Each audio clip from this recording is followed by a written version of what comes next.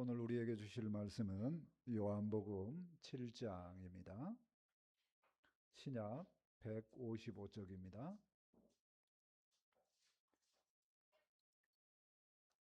요한복음 7장 1절에서 9절까지입니다.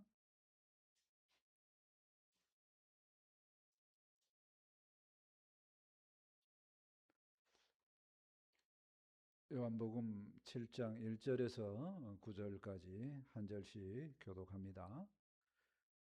그 후에 예수께서 갈릴리에서 다니시고 유대에서 다니려 아니하심은 유대인들이 죽이려 함이러라. 그 형제들이 예수께 이르되 당신이 행하는 일을 제자들도 보게 여기를 떠나 유대로 가소서.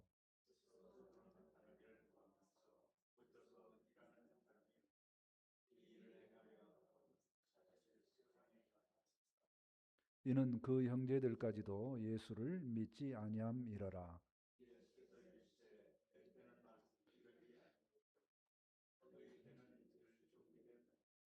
세상이 너희를 미워하지 아니하되 나를 미워하나니 이는 내가 세상의 일들을 악하다고 증언함이라.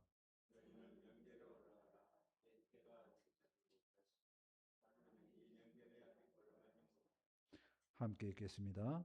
이 말씀을 하시고 갈릴리에 머물러 계시니라. 아멘. 교회 주변에 제초제 작업을 했습니다. 권사님 두 분하고 집사님이 하셨는데요. 참 합당한 때 했다고 생각합니다. 왜 합당한 때냐면요. 더 나중에 해야 될까요? 아니면 더 빨리 해야 될까요? 지금이 좋습니다. 왜 그러냐면 누가 시켜서 한 것도 아니고 자원해서 또 세 분이서 함께 한 것이 참 은혜가 되었습니다. 또 또 두 분 장로님들도 약도 사오시고 또 도와주셔서 이제 감사합니다. 오늘 말씀도 이렇게 합당한 때에 예수님께서 일하심에 대한 내용을 우리가 살펴보고자 합니다. 어떠한 의미에서 때가 잘 맞는지 생각해보고 우리도 하나님의 때에 합당한 일을 하는 지혜로운 자들이 되었으면 좋겠습니다. 아멘. 첫 번째, 유대로 가지 않는 예수님을 보고자 합니다. 1절 말씀입니다. 그 후에 예수께서 갈릴리에 다니시고 유대에서 다니리 아니하심은 유대인들이 죽이려 함이라라. 예수님께서 유대 땅에 안 가고 갈릴리에서 사역을 하신다는 내용이죠. 여기서 그 후에 그러면 요한복음은 필요에 따라서 내용을 다른 복음서하고 다르게 조금씩 생략한 부분이 많습니다. 한 6개월 정도 지났어요. 그러니까 지난번 6월절 다음에 이제는 이제 초막절이 된 거입니다. 그동안 주로 제자들을 데리고 다니시면서 제자들 교육에 중점을 두었어요. 그거는 이제 본문에 안 나온 겁니다. 근데 어디에 머물렀냐면 유대 땅에는 안 가고 갈릴리에서 주로 사역을 많이 했어요. 갈릴리가 좋아서가 아니라 유대 땅을 피한 겁니다. 왜 그랬다고 그래요? 죽이려 하는 사람이 있었다는 겁니다. 유대인들이 죽이려 했어요. 겉으로 봐서는 그들이 주장하는 게 뭐냐면 예수님이 안식일을 범했다, 혹은 하나님을 친아버지라고 한다, 신성모독이다, 뭐 그런 말을 하는 건데 진짜 내면을 들여다보면은요, 그들은 예수님이 백성들에게 인기가 많으니까 시기심 때문에 죽이려고 하는 게 이게 굉장히 큽니다. 어, 김연수 장로님이 이제 공직으로 이렇게 갔지 않습니까? 그러면 제가 장담하건대 좋아하는 사람도 늘어나지만 시기하고 싫어하는 사람이 많이 늘어납니다. 그동안 표가 안 났지만 마찬가지입니다. 예수님이 인기가 좋아지니까 그동안 상관없었던 사람들이, 종교 지도자들이, 여기서 유대인들하고 하는 거는 이제 종교 지도자들입니다, 죽이려고 한다 하는 겁니다. 그래서 예수님은 그거를 피하고자 계속 갈릴리에 머물고 있었던 겁니다. 2절을 보실까요? 유대인들의 명절인 초막절이 가까운지라. 초막절은 지붕에다가 초막을 얹어놓고 가나안 땅에 들어가기 전에 광야 생활이 얼마나 힘들었습니까? 그걸 기념하고 사는 거죠. 3대 명절 중에 세 번째에 해당되는 겁니다. 2주 전인가요? 명절에 대해서 좀 정리를 했는데요. 세 그룹이 있다고 그랬어요. 첫 번째 그룹은 6월절, 무교절, 초실절 첫 번째 그룹. 그다음에 두 번째는 맥주절, 오순절, 칠칠절 그룹. 그다음에 세 번째는 초막절, 장막절, 수장절 그룹. 이거를 어떤 의미라고 하면은 그게 머리에 들어오는데 그냥 해보려고 하면은 절대 안 들어옵니다. 아무튼 초막절이니까 세 번째 그룹에 해당됩니다. 마지막 추수 때, 구원의 때, 완벽한 역사 이룬 뭐 이런 거하고 관련이 있다고 그랬어요. 근데 초막절에 예수님은 하나님께서 뭐라고 명령하셨어요? 1년에 세 번은 내게 와서 예배를 드리라 그랬죠. 예루살렘 성전에 와서 그걸 기념하기 때문에 유대인들은 초막절 명절이니까 다 이렇게 예루살렘으로 갑니다. 근데 예수님은 안 가신다 하는 얘기입니다.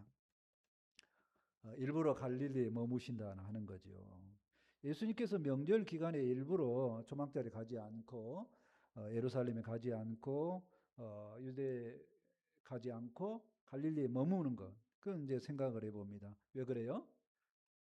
지금 예수님의 인기가 늘어납니다. 반대적으로 종교 지도자들이 엄청 유대 인기가 있는 예수님을 싫어하죠. 그러니까 기회만 있으면 뭐라 그래요? 예수님을 죽이려 한다는 겁니다. 그래서 이제 명절이니까 올라오겠다라고 이렇게 기다리고 있는 거죠. 올라가기만 하면 예수님이 공격을 받을 겁니다. 이건 뻔히 정해져 있어요. 그러니까 예수님이 안 올라가시는 겁니다. 그래서 이 모습을 보면 예수님이 어떤 판단을 하신 거냐면 죽음을 피하려고 하시는 건가? 근데 그건 아닙니다. 예수님은 이미 이전에도 본인이 죽으심을 제자들에게 이야기하셨어요. 그러니까 죽음이 두려운 것이 아니라 아직 때가 안 된 것입니다. 예수님이 죽으신다. 그럼 언제 죽으셔야 될까요? 생각을 해봅니다. 세 개의 명절 중에 언제 죽으셔야 돼요? 6월절에 죽으셔야 됩니다. 왜 그래요? 6월절 어린 양으로 우리를 위해서 구원의 역사에 들어가는 그때에 맞춰서 죽으셔야 된다. 그러니까 아직 명절이 무슨 명절이에요? 초막절이니까 6월절까지 아직 기간이 있죠. 그래서 기다렸다가 예수님은 6월절에 올라가셔야 된다 하는 얘기입니다. 예수님께서는 구원 역사를 이루시기 위해서 죽으심도 우리를 위해서 죽으시는 대속의 죽으실 건데 그것마저도 하나님이 정하신 그때에 딱 죽으시기로 작정을 하신 거라 그런 얘기입니다.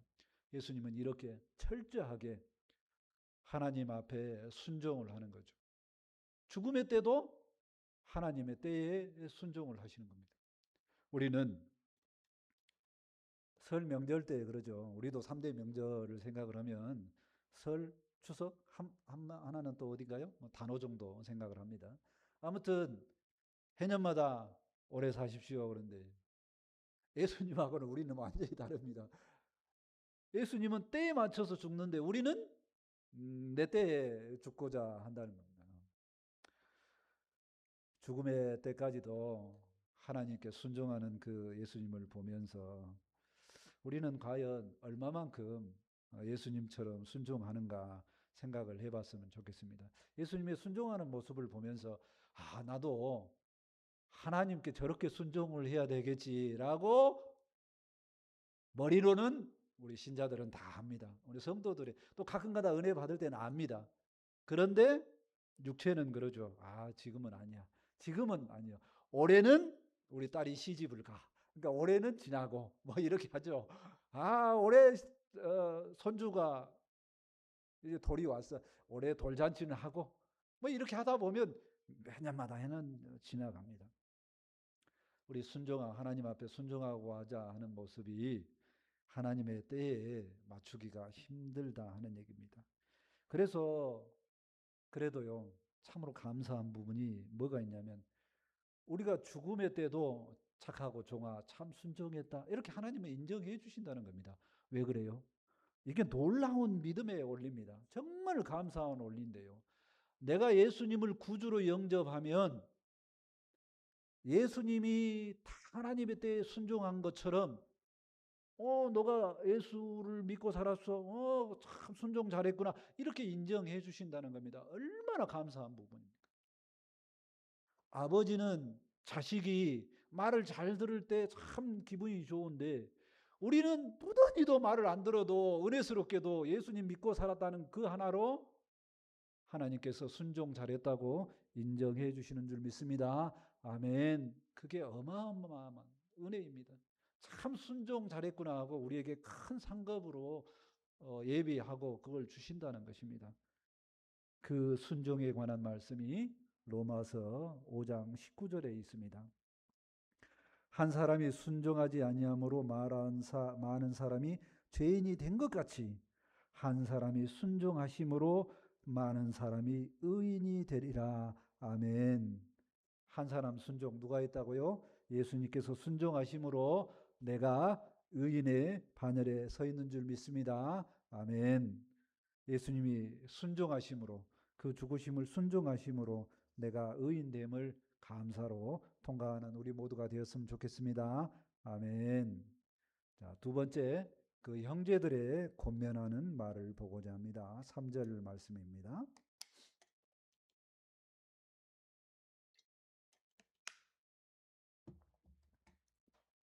3절입니다. 그 형제들이 예수께 이르되 당신이 행하는 일을 제자들도 보게 여기를 떠나 유대로 가소서. 예수님이 보실 때에 좀 그래요. 행동이 누가 볼 때요? 예수님의 형제들이 볼 때. 형제들이라고 나오는데 대부분 동생들입니다. 예수님께서 가만히 보니까 사역을 하시는데 이 시골에 머물러 있으면 되겠습니까? 갈릴리가 아니고 중심 도시인 유대로 가십시오. 또 특히 유대로 가라. 언제 가요? 지금. 이 명절 때 가야지 뭔가 할 일이 드러날 거 아닙니까? 그런 거 쫙 보고 있으면 제자들도 평상시 뭐라고 그래요? 우리 스승이 잘 드러났으면 좋겠다. 예수님이 하시는 일이 잘 드러났으면 좋겠다. 그 합당한 때가 언제라고요? 이 명절 때다라고 이야기를 합니다.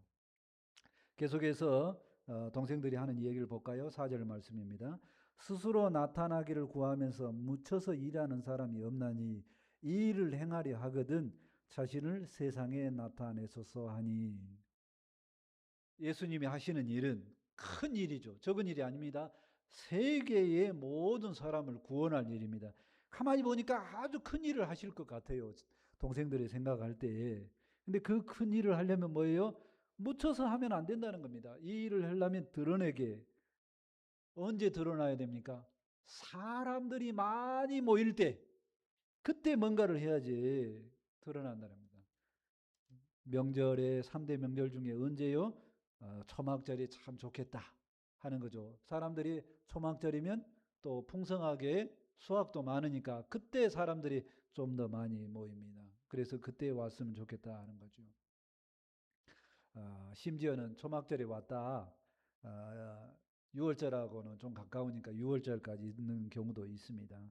자, 5절 말씀 보실까요? 이는 그 형제들까지도 예수를 믿지 아니함이로라.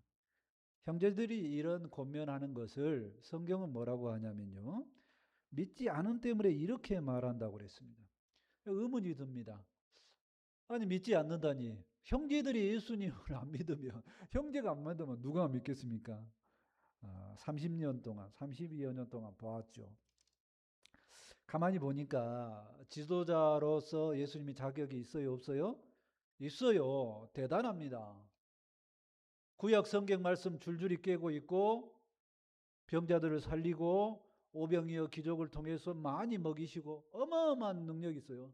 선지자들보다 더 뛰어난 것 같습니다. 그렇게 예수님을 알고 믿고 있는 제자들을 성경은 뭐라고 그래요? 믿지 않는다라고 이야기를 합니다.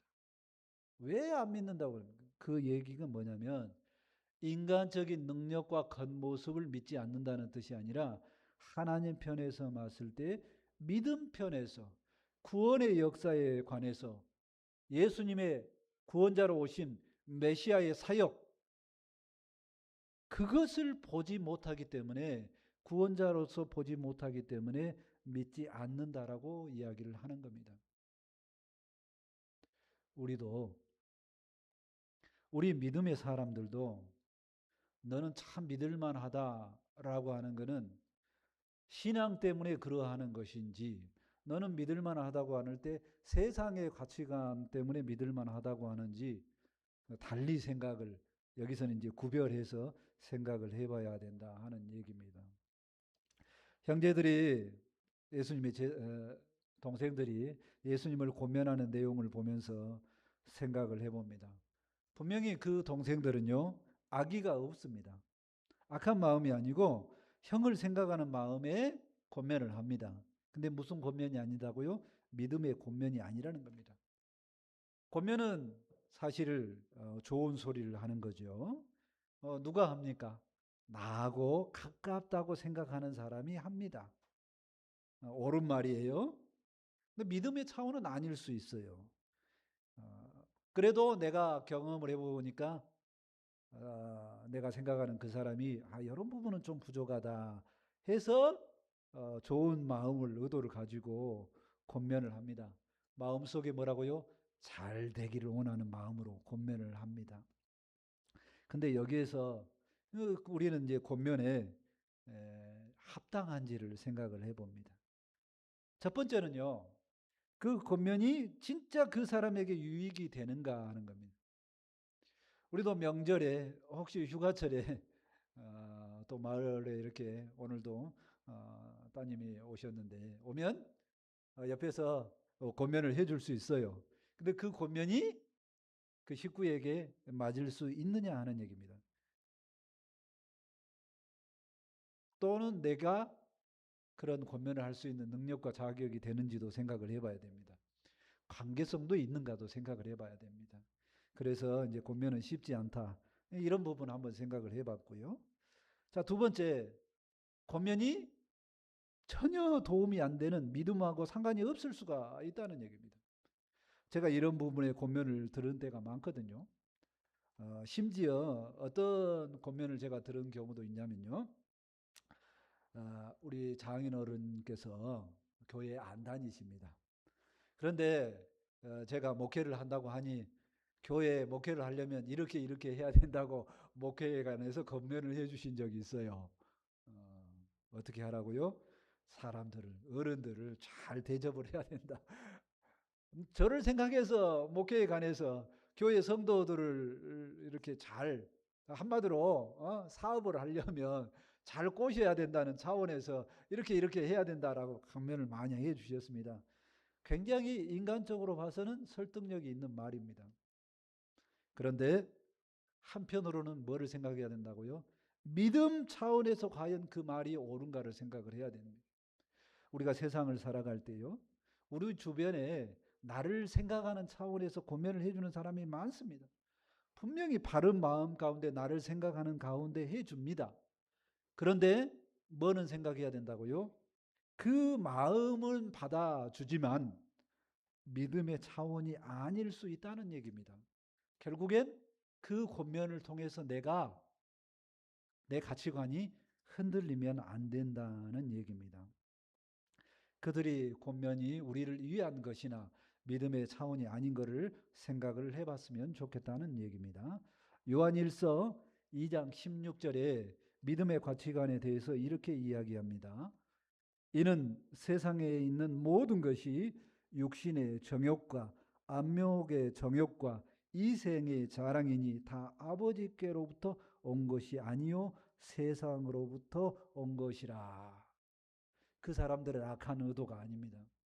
그러나 그 사람들의 가치관은, 그 사람들의 지혜는 세상의 겁니다. 세상의 것은 종욕적인 것, 자랑적인 것. 그러니 믿음에는 도움이 안 된다는 분명한 가치관을 생각하고 살았으면 좋겠습니다. 우리 모두 세상의 권면에 대해서 흔들리지는 아니하고 믿음의 기준으로 합당하게 살았으면 좋겠습니다. 아멘. 자, 세 번째, 하나님의 때에 따라 일하시는 예수님을 보고자 합니다. 6절 말씀입니다. 예수께서 이르시되 내 때는 아직 이르지 아니하였거니와 너희 때는 늘 준비되어 있느니라. 예수님은 제자들 동생들의 권면에 대해서 아직 때가 내 때가 아니다 그렇게 이야기합니다. 내 때라고 여기서 때는 11시 30분입니다. 뭐 이런 시간이 아니고요. 의미적인 이야기를 합니다. 의미적인 이야기. 내가 진짜 예수님을 만났어. 그런 의미적인 시간을 이야기합니다. 결정적인 순간입니다. 문맥을 통해서 보면 의미적인 강조로 하나님의 때를 이야기하죠.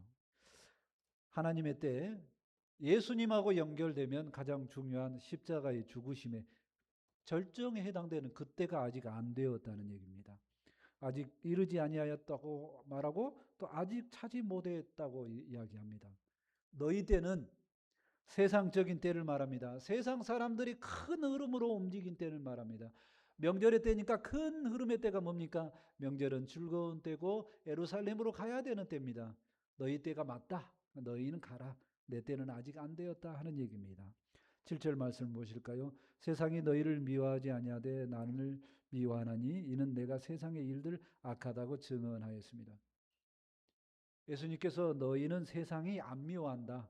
너는 세상과 잘 어울린다 하는 얘기죠. 그러나 믿음 안에 있는 나는 세상이 미워한다 하는 얘기입니다. 여기서 세상은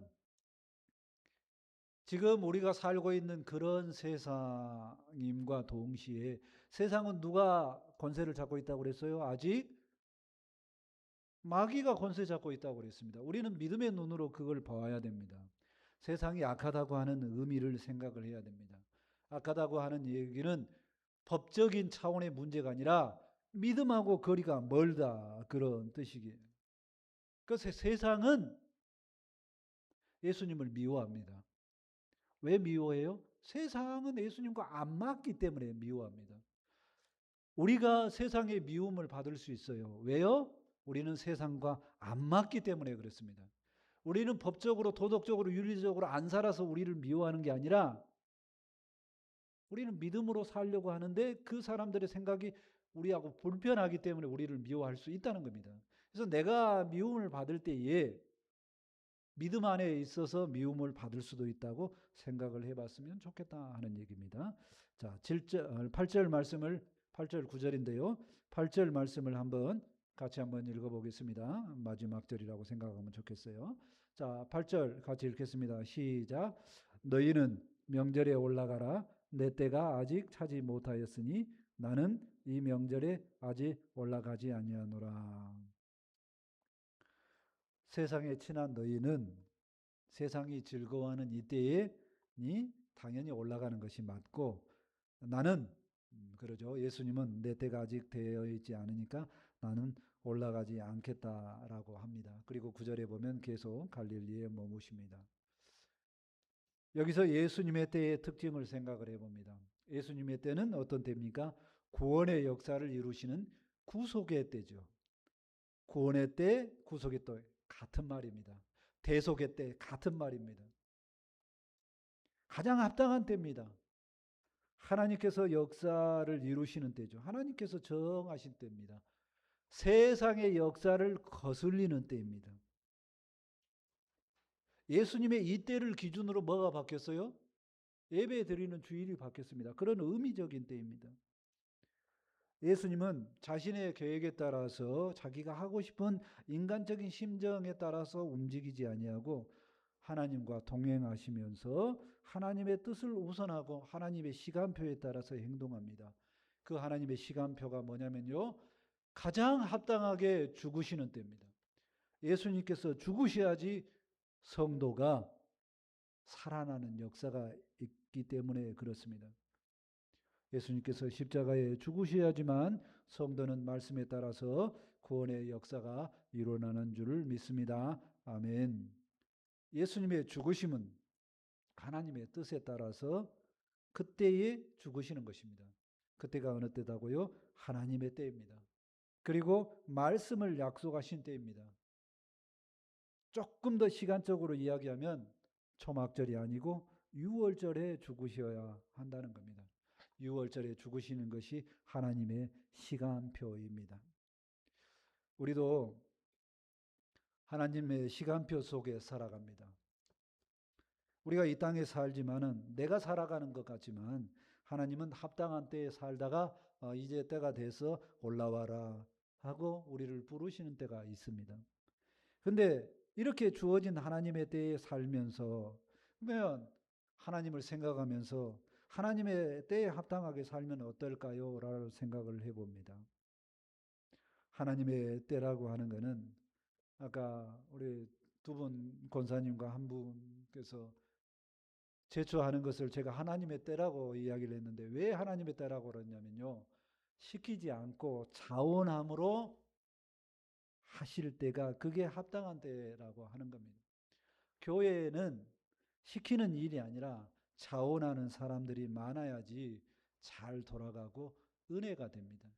그런데 특별히 혼자 온 것이 아니라 세 분이 합력하여서 온 그 시간을 보니까 아름답다 하는 얘기입니다. 우리 주님께서 이루어신 때, 구속의 때에 합당하게 이루셔서 우리는 구원받은 줄 믿습니다. 아멘. 그에 맞춰서 우리도 구원의 은혜에 따라 살았으면 좋겠습니다. 아멘. 갈라디아서 4장 4절에 말씀합니다. 때가 참에 하나님이 그 아들을 보내사 여자에게 나게 하시고 율법 아래에서 나게 하신 것은 율법을 완성함이라 그랬습니다. 예수님께서 하나님의 때에 오셨고 하나님의 때에 율법을 완성하기 위해서 구원 역사를 위해서 죽으셨는 줄 믿습니다. 아멘. 오늘 말씀을 정리를 합니다. 예수님께서는 초막절에 예루살렘에 올라가지 않으시고 죽으심에 합당한 때 유월절에 올라가시기 위해 갈릴리에 머무십니다. 그 모습을 볼 때 동생들은 이상하다 하고 권면을 합니다.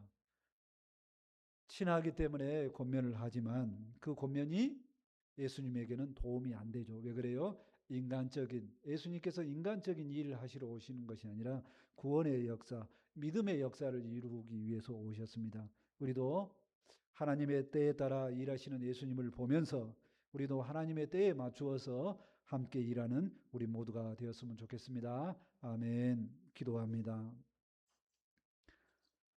하나님 감사합니다. 하나님의 때에 맞게 예수님께서 이 땅에 오셨고 또 하나님의 때에 맞추어서 십자가의 죽으심으로 구원의 역사를 이루셨습니다. 그 구원의 역사를 우리가 믿음으로 받음으로 우리가 구원받은 자를 확신합니다. 예수님의 때에 일하심을 보고 우리도 믿음으로 우리도 때에 따라서 일함을 생각을 해봅니다. 하나님, 우리가 예수님을 믿음으로 이제 하나님과 동행하게 도와주시옵소서. 그래서 하나님께서 기뻐하시는 일을 하게 도와주시고 하나님의 때에 합당하게 일하는 우리 모두가 될 수 있도록 함께하여 주옵소서. 말씀이 전파되어사오니 이 말씀이 우리에게 힘이 되고 생명이 되기를 원합니다. 함께하여 주옵소서. 감사하며 예수님의 이름으로 기도합니다. 아멘. 이제 다 같이 준비하신 헌물을 하나님께 드리며 찬송 214장 하시겠습니다.